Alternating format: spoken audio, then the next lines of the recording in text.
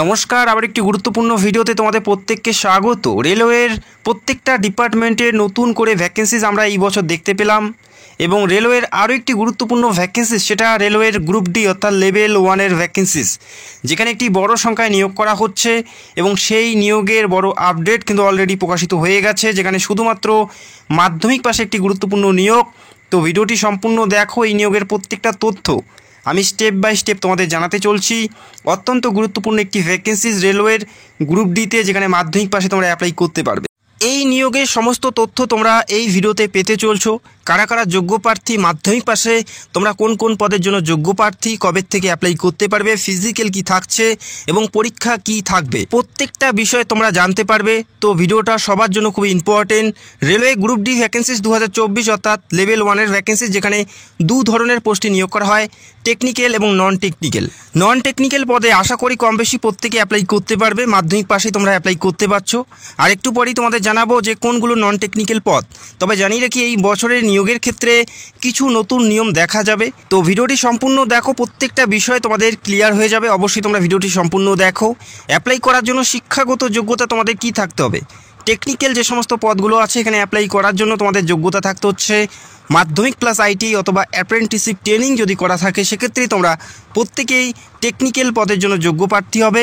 মাধ্যমিক plus IT অথবা apprenticeship যে কোনো একটি হলেই তোমরা টেকনিক্যাল পদের জন্য যোগ্য প্রার্থী হবে। এবং নন টেকনিক্যাল পদে অ্যাপ্লাই করার জন্য শুধুমাত্র মাধ্যমিক পাস, যে কোনো সাবজেক্ট নিয়ে যে কোনো বিভাগ থেকে মাধ্যমিক পাস থাকলেই তোমরা এখানে অ্যাপ্লাই করতে পারো। তো ভিডিওটি দেখতে থাকো। নন টেকনিক্যাল কোনগুলো পদেই তোমাদের অ্যাপ্লাই করতে হবে, কোনগুলো পদের জন্যই যোগ্য প্রার্থী হবে, সেটা আমি তোমাদের ভিডিওতে জানাবো। এবং আবেদন করার জন্য যেটা বয়স, 1/1/2025 তারিখ অনুযায়ী তোমাদের বয়স থাকতে হচ্ছে যারা জেনারেল 18 থেকে 30-এর মধ্যে, যারা জেনারেল 18 থেকে 30-এর মধ্যে, এসসি এসটি হলে 18 থেকে 35 এবং ওবিসি হলে 18 থেকে 33-এর মধ্যে প্রত্যেকেই তোমরা এখানে আবেদনের যোগ্য হবে। 1/1/2025 তারিখ অনুযায়ী তোমাদের বয়সটি ধরা হচ্ছে। যারা জেনারেল 18 থেকে 30 এবং এসসি এসটি ওবিসি প্রত্যেকেই তোমরা বয়সের ছাড় পেয়ে যাবে। এই নিয়োগের প্রত্যেকটা তথ্য আমরা স্টেপ বাই স্টেপ দেখে নিচ্ছি। তো ভিডিওটি একদমই স্কিপ করবে না, পুরো ভিডিওটা দেখার রিকোয়েস্ট করছি। সিলেকশন প্রসেস কি আছে, এখানে প্রথমে কম্পিউটার বেসড টেস্ট তোমাদের দিতে হবে, অর্থাৎ সিবিটি পরীক্ষা তোমাদের দিতে হচ্ছে। যারা অ্যাপ্লাই করবে প্রত্যেকের এই পরীক্ষা দিতে হবে। তারপরে ফিজিক্যাল টেস্ট, তারপরে ডকুমেন্ট ভেরিফিকেশন। এই 3টি ধাপের মাধ্যমে তোমাদের নিয়োগ করা হচ্ছে। যারা অ্যাপ্লাই করবে প্রত্যেকের সিবিটি পরীক্ষা দিতে হবে এবং যে সকল প্রার্থী পরীক্ষায় পাশ করবে তারা ফিজিক্যালের জন্য ডাক পাবে এবং সর্বশেষ ডকুমেন্ট ভেরিফিকেশন এবং মেডিকেলের মাধ্যমে নিয়োগ করা হবে। প্রথমে যে পরীক্ষা হচ্ছে, যেখানে 100টি প্রশ্নের পরীক্ষা থাকবে, 100 নাম্বার থাকবে।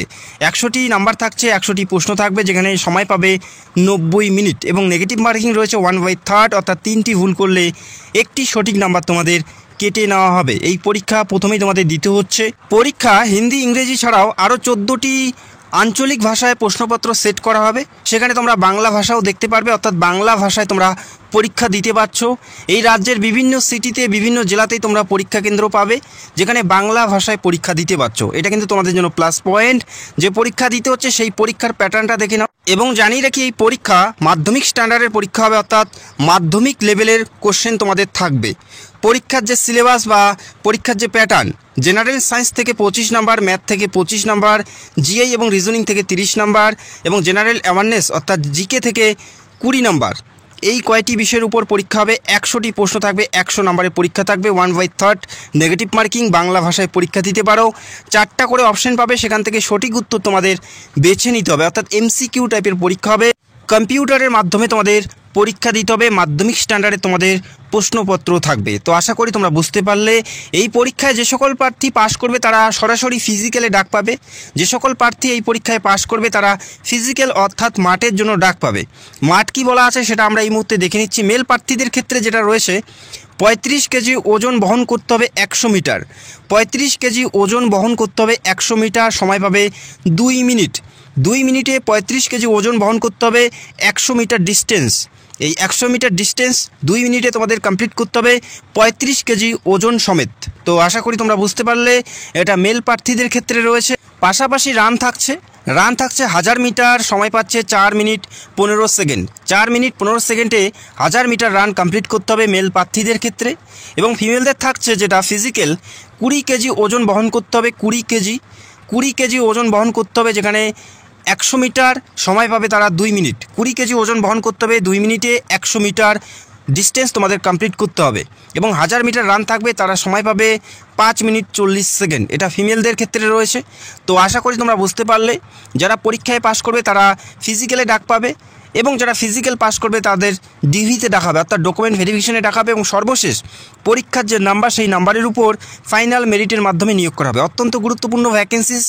আশা করি যারা যোগ্য প্রার্থী প্রত্যেকেরই অ্যাপ্লাই করা উচিত, যেখানে 1 লক্ষের কাছাকাছি শূন্যপদে নতুন নিয়োগ 2024-এ তোমরা দেখতে পাচ্ছ। কবে থেকে অ্যাপ্লাই শুরু হচ্ছে সেটা আমি আর একটু পরে তোমাদের জানাচ্ছি। তো এই মুহূর্তে আমরা দেখে নিচ্ছি কোনগুলো পদের জন্য কারা কারা যোগ্য প্রার্থী, অর্থাৎ যারা সিম্পল মাধ্যমিক পাস করেছে তারা কোনগুলো পদে অ্যাপ্লাই করতে পারবে। প্রথমে দেখে নিচ্ছি টেকনিক্যাল পদ, যেখানে অ্যাপ্লাই করার জন্য মাধ্যমিক প্লাস আইটি অথবা অ্যাপ্রেন্টিসশিপ থাকতে হচ্ছে। মাধ্যমিক প্লাস আইটি অথবা অ্যাপ্রেন্টিসশিপ থাকলেই তোমরা এই সমস্ত পদে অ্যাপ্লাই করতে পারবে। তবে 90% ভ্যাকেন্সিস টেকনিক্যাল পদের ক্ষেত্রেই থাকে, 10% ভ্যাকেন্সিস তোমরা দেখতে পারবে নন টেকনিক্যাল পদের ক্ষেত্রে। টেকনিক্যাল যে সমস্ত পদগুলো দেখতে পারবে যেমন helper electrical work, helper electrical AC, helper general service. এছাড়াও টেকনিক্যালের আরও বিভিন্ন পদ দেখতে পারবে যেমন track maintainer grade 4, helper civil, permanent way, electrical power, helper track machine, helper telecommunication, helper SMT, helper signal. এই সমস্ত পদে যাদের আইটিআই করা আছে মাধ্যমিকের পাশাপাশি অথবা অ্যাপ্রেন্টিসশিপ করা আছে প্রত্যেকেই তোমরা এই সমস্ত পদে অ্যাপ্লাই করতে পারবে। এবং যারা সিম্পল মাধ্যমিক পাস করেছে আইটিআই অথবা অ্যাপ্রেন্টিসশিপ নেই, তারা কোনগুলো পদের জন্য যোগ্য প্রার্থী হবে, এই মুহূর্তে আমি দেখিয়ে দিচ্ছি, অবশ্যই দেখে নাও। যেখানে গেটম্যান থেকে শুরু করে helper medical, helper attendant, porter, sweeper cum porter, assistant pointman, এই সমস্ত পদে শুধুমাত্র মাধ্যমিক পাশে তোমরা অ্যাপ্লাই করতে পারো। Gateman, helper medical, hospital attendant, porter, sweeper cum porter, এছাড়াও অ্যাসিস্ট্যান্ট পয়েন্টম্যান, এই সমস্ত পদে শুধুমাত্র মাধ্যমিক পাস থাকলেই তোমরা অ্যাপ্লাই করতে পারো। তবে এই সমস্ত পদের ক্ষেত্রে ভ্যাকেন্সিস অনেকটাই কম থাকবে। 90% ভ্যাকেন্সিস তোমরা দেখতে পারবে টেকনিক্যাল পদে, যেখানে আইটিআই থাকতে হচ্ছে বা অ্যাপ্রেন্টিসশিপ থাকতে হচ্ছে।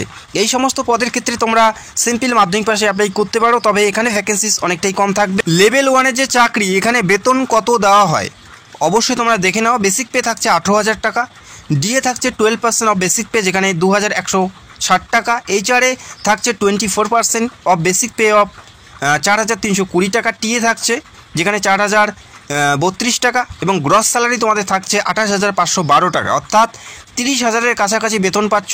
অ্যাপ্রক্স তোমরা ধরে রাখো 30-এর কাছাকাছি বেতন পাচ্ছ। এছাড়াও রেলের যে সমস্ত সুযোগ সুবিধা থাকে প্রত্যেকটাই তোমরা পেতে থাকো। এই বছরের সবথেকে গুরুত্বপূর্ণ নিয়োগ, যেখানে 1 লক্ষের কাছাকাছি ভ্যাকেন্সিসে নতুন নিয়োগ রেলওয়ের গ্রুপ ডিতে অর্থাৎ লেভেল 1-এর ভ্যাকেন্সি, যেখানে টেকনিক্যাল এবং নন টেকনিক্যাল পদে নিয়োগ করা হচ্ছে এবং যারা পরীক্ষার সিলেবাস জানতে চাও সেটা অবশ্যই কমেন্ট করে জানাবে। কমেন্ট করে জানাও, খুব তাড়াতাড়ি ভিডিও করে পরীক্ষার সিলেবাস নিয়ে ভিডিও করার চেষ্টা করব। এবং জানিয়ে রাখি এই বছরের ক্ষেত্রে কম্পিটিশন অনেকটাই বেশি থাকবে, ভ্যাকেন্সিস বেশি, তবে কম্পিটিশনও অনেকটাই বেশি থাকবে। যথেষ্ট ভালো প্রিপারেশন নিয়ে তোমাদের পরীক্ষায় বসতে হবে, যেখানে একটি ভালো সুযোগ আছে। যারা রেলের চাকরির জন্য ওয়েট করে আছো, আশা করি একটা সুযোগ তোমাদের হাতে আছে। ভিডিওটি দেখার জন্য অসংখ্য ধন্যবাদ। চ্যানেলে যারা নতুন দর্শক চাইলে অবশ্যই আমাদের চ্যানেলটাকে সাবস্ক্রাইব করে রাখতে পারো। Thank you so much.